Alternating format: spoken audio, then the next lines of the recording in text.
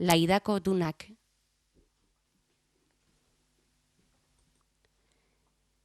Itxasartzeko ekosistemak dira dunak. Area, haize, itxaslaster, olatu eta landarediaren elkarlanak sortuak.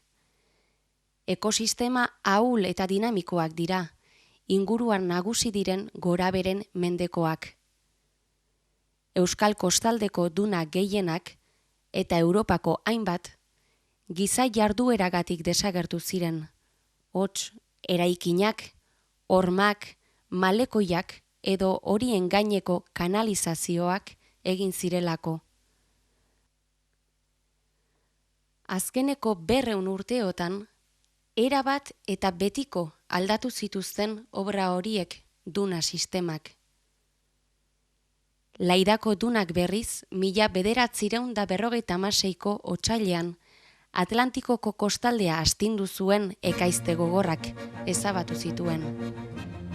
Ipar itsasotik Galiziako kostaraino, duna sistema asko desagertu ziren olatutzar horien eraginagatik. Atlantikoaren Europako kostalde osoa astindu zuen 1956ko ekaizteak. Denborale ura eta gero, Laidako duna sistemak ez zuen lortu lehengora itzultzerik. Izan ere, berez ahula zen sistema, giza presio gero eta handiagoa hasi zen jasaten. 1960ko hamarkadatik aurrera, udako aisialeku bihurtu ziren hondartzak, erabat bihurtu ere. Urte askoan aldaketa handiak izan zituen hondartzak, galduak baitzituen babesle nagusiak, dunak.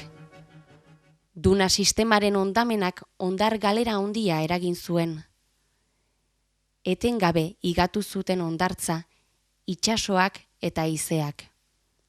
Sedimentu galera handia ekarri zuen horrek guztiak, ondorioz, hondartzaren zabalera ere murriztu egin zen. Kostaldeko ingurumen balioen gainbera ikusirik, Laidako dunak leheneratzeko hastapen lanei ekin zien Urdaibai Biosferaren Erreserbako patronatuak. Biosferaren Erreserbako baliabide naturalei ahalik eta gehien eustearren, eta Euskal Herrian ia desagertua zen ekosistema bat berreskuratzearren.